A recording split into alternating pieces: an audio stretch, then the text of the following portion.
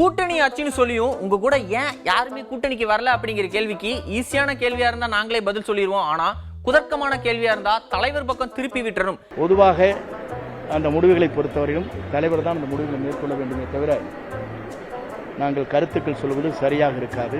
அரசியலுக்கும் அமாவாசைக்கும் ரொம்ப பொருந்தும். இரண்டு அமாவாசை தான் இருக்குது. திமுக ஆட்சியுடைய ஆயுள் காலம் 2 மாதம். அது தம்பியுடைய விருப்பம், தம்பி அதை ஏற்றுக்கிறாரு. ஆனால் எந்த இடத்துல இப்ப ஐயா எம்ஜிஆரை எதுல எடுத்துக்கிட்டேன், அம்மா ஜெயலலிதாவை எதுல எடுத்துக்கிட்டேன். வெல்கம் டு பாலிடிக்ஸ் பேசுறாங்க.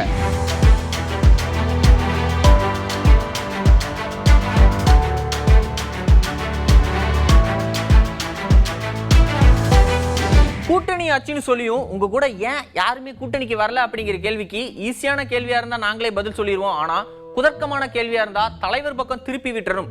இதுதான் அரசியல முக்கியமான ட்ரிக்ஸ். இது நல்லா தெரிஞ்ச தாவேகா செங்கோட்டையன் அவர்கள் முன்னால தன் கூட சக அமைச்சரா இருந்தவரை இப்ப போற போக்குல தெர்மோகோலார் அப்படின்னு கிண்டல் பண்ணியிருக்காரு. ஆட்சியில் பங்கு என விஜய் கூறிய போதும் கூட்டணிக்கு கட்சிகள் வராமல் இருக்கிறது. இந்த தேர்தலில் அவர் தனித்து விடப்பட்டார்னு பார்க்கலாமா சார்?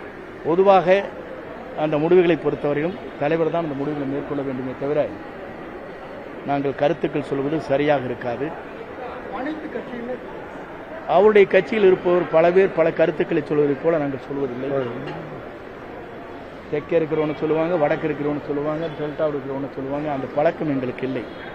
ஆகவே எங்கள் கட்டுப்பாடுகள் அங்கே இல்லை. யார் வேண்டாலும் பேட்டி கொடுக்கலாம். ஆகவே எங்களை பொறுத்தவரையும் தலைவர் என்ன சொல்லுகிறாரோ அதன் அடிப்படையில் எங்களுடைய பயணங்களை நாங்கள் மேற்கொண்டிருக்கிறோம். எந்த கேள்வியாக இருந்தாலும் தெரிந்து அதற்கு பதில் சொல்ல வேண்டும் என்பதுதான் நம்முடைய கருத்தாக இருக்கிறதே தவிர பலவேறு கருத்துக்களை சொல்கிறார்கள். தர்மாகோலர் வரையிலும் உங்களுக்கு தெரியாத ஒன்றல்ல. இதையெல்லாம் நான் சொல்லக்கூடாது என்னுடைய அளவில் இருந்து. எங்களை பொறுத்தவரையிலும் இவர் நாளை முதலமைச்சராவதை 2026 எந்த சக்தியாலும் தடுக்க இயலாது. அரசியலுக்கும் அமாவாசைக்கும் ரொம்ப பொருந்தும். அதுக்காக தான் அன்றே கணித்தார் இயக்குனரும் நடிகருமான மணிவண்ணன் அமைதிப்படை அப்படிங்கிற படத்துல அமாவாசைன்னு ஒரு கேரக்டர் கொண்டு வந்திருப்பாரு. அந்த பேரு ரொம்ப ஃபேமஸ். அந்த நேம மறக்காம திரும்ப திரும்ப சொல்லி ஞாபகப்படுத்துறாரு எடப்பாடி கே பழனிசாமி அவர்கள். 2 அமாவாசை தான் இருக்குது. இன்னும் இத்தனை அமாவாசை தான் இருக்கு, திமுகவை வீட்டுக்கு அனுப்ப அப்படின்னு சொல்லிட்டு இருந்தாரு. ஆனா இப்ப இன்னும் 2 அமாவாசை தான் இருக்கு அப்படின்னு சொல்லியிருக்காரு. பௌர்ணமியை மட்டும் கணக்கிலேயே எடுத்துக்க மாட்டேங்கிறாரு போல. இன்றைக்கு திராவிட முன்னேற்ற கழகம் ஆட்சிக்கு வந்து 5 ஆண்டு காலம் நிறைவு பெற இருக்கின்றது. அடுத்த மாதம் தேர்தல் அறிவித்து விடுவார்கள். ஆக ஏப்ரல் முதல் வாரத்திலே தேர்தல் நடக்கும் என்று நம்புகிறேன். ஆக நம்ம இருப்பது 2 மாத காலம். 2 அமாவாசை தான் இருக்குது. திமுக ஆட்சியுடைய ஆயுள் காலம் 2 மாதம். இந்த 2 மாத காலத்திலே திராவிட முன்னேற்ற கழக ஆட்சி, இன்னைக்கு கிராமத்தில் சொல்லுவாங்க எரியிற வீட்டில் புடுங்கிறது மிச்சன்ட்டு. அதை போல திராவிட முன்னேற்ற கழகத்தில் எந்தெந்த துறையில் எவ்வளவு கொள்ளையடிக்க முடியுமோ அந்த அளவுக்கு கொள்ளை கும்பல் இன்றைக்கு கொள்ளையடித்துக் கொண்டிருக்கிறது. இன்றைய தினம் அடுத்த மாதம் தேர்தல் அறிவிக்கிறாங்க. இப்போ புதிய திட்டத்தை அறிவிக்கிறார். அதுக்கு அடிக்கல் நாட்டுறார். எப்படி மக்களை ஏமாற்றுறாங்க பாருங்க. திமுக விஞ்ஞான மூளை படைத்தவர்கள். அப்படிப்பட்ட கட்சி இன்றைய முதலமைச்சர் ஸ்டாலின் அவர்கள் இருப்பதே ஒரே மாதம். அந்த மாதம் அடுத்த மாதம் இறுதியில் தேர்தல் அறிவிச்சிருவாங்க. கோட் ஆஃப் கான்டக்ட் வந்துடும். அதுக்குள்ள என்ன திட்டத்தை நிறைவேற்ற முடியும்? எப்படி மக்களை ஏமாற்றுறாங்க பாருங்க. பாமக 2ஆ பிரிஞ்சு தந்தையணி ஒரு பக்கம், மகனணி ஒரு பக்கம் தனியா இருக்க. ஏற்கனவே அன்புமணி என்டிஏ கூட்டணியில ஜாயின் பண்ணிட்டாரு. ஆனா தந்தையணி நாங்க சொல்ற கூட்டணி தான் ஜெயிக்கும் அப்படின்னு சொன்னாரு. ஆனா இப்ப ஹெவி காம்படிஷன் இருக்கிறதால எந்த கூட்டணி ஜெயிக்கும், எந்த கட்சி ஆட்சிக்கு வரும் அப்படிங்கறத சரியா கணிக்க முடியாம இருக்காங்களாம். வெற்றி கூட்டணி எது அப்படிங்கறத கண்டறியதுல சிக்கல் இருக்குன்னு சொல்லியிருக்காரு பாமக ராமதாஸ் தரப்பு கௌரவ தலைவர் ஜி கே மணி. கூட்டணி தொடர்பா பொதுக்குழு எங்க மருத்துவரையாவுக்கு அதிகாரம் கொடுத்துருக்கு.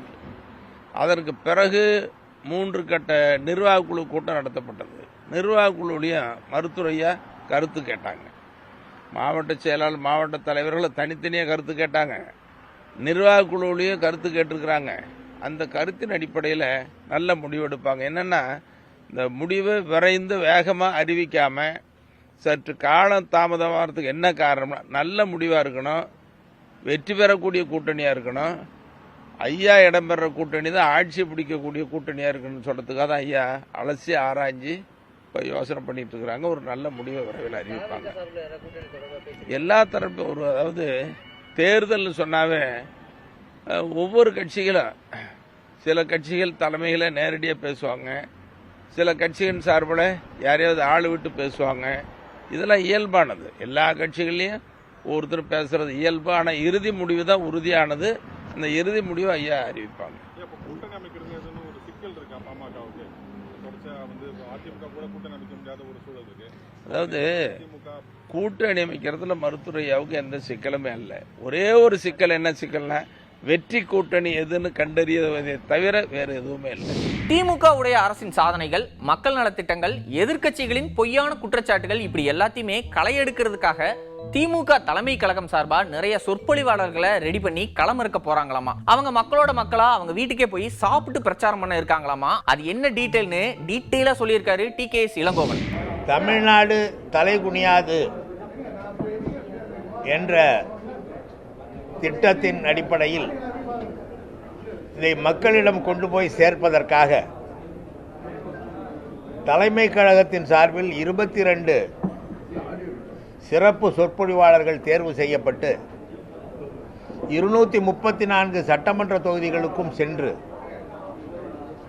அங்கே அந்த மக்களை சந்தித்து மக்களோடு இருந்து இதுவரை கழக ஆட்சி தலைவர் தளபதி மு க ஸ்டாலின் அவர்கள் தலைமையில் அமைந்த கழக அரசு தமிழ்நாட்டு மக்களுக்கு என்னென்ன நல்ல திட்டங்களை கொண்டு வந்திருக்கிறது என்பதை அந்த மக்களிடம் எடுத்துச் சொல்வதற்காக ஒரு பரப்புரை பயணத்தை தலைமை கழகம் அறிவித்திருக்கிறது.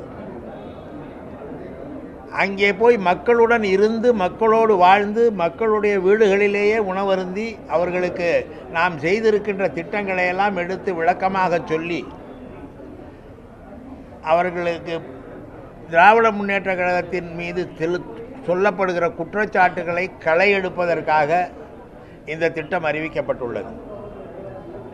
பொதுவாக 2021ஆம் ஆண்டு கழக அரசு அமைந்த பிறகு எங்களுடைய தளபதி திரு மு க ஸ்டாலின் அவர்கள் தலைமையிலே இந்த ஆட்சி பல்வேறு தரப்பு மக்களுக்கும் பல்வேறு நன்மையான திட்டங்களை வழங்கி இருக்கிறது. குறிப்பாக கல்வி, மருத்துவம், மகளிர் முன்னேற்றம் ஆகிய 3 துறைகளில் அனைத்து மக்களுக்குமான நல்ல திட்டங்களை வழங்கி இருக்கிறது. NTR MGR மாதிரி பண்ணாதான் அவரை பத்தி கருத்து சொல்ல முடியும். சும்மா அவங்கள மாதிரி உருவகப்படுத்தினதுக்கெல்லாம் கருத்து சொல்ல முடியாது அப்படின்னு தாவேக தலைவர் விஜய் சொல்லியிருக்காங்க தமிழிசை சவுந்தரராஜன் அவர்கள். விஜய் பாத்தீங்கன்னா MGR, ஜெயலலிதா அவங்க எல்லாம் பாத்தீங்கன்னா ரோல் மாடல் ஸ்டாலின் சொல்லியிருக்காரு. அதை எப்படி யார் சொல்லிருக்காரு? ரோல் சொல்றாரு. தனியார் நிகழ்ச்சியில நேற்று பேட்டி கொடுத்துருக்காரு. அவர் சொல்வார். ஏன்னா அவர் அரசியலுக்கு வந்தார். ஆனா அவரே NTR மாதிரி MGR மாதிரி நான் உருவகப்படுத்திக் கொள்ள முடியாது. அவர் இன்னும் மக்களுக்காக சேவை செஞ்ச பிறகு அவரை பத்தி கருத்து என்னால சொல்ல முடியும். தாவேக தலைவர் விஜய் எடுத்துக்கிட்ட ரோல் மாடலை பத்தி நாம் தமிழர் கட்சி ஒருங்கிணைப்பாளர் சீமான் கருத்து சொல்லியிருக்காரு.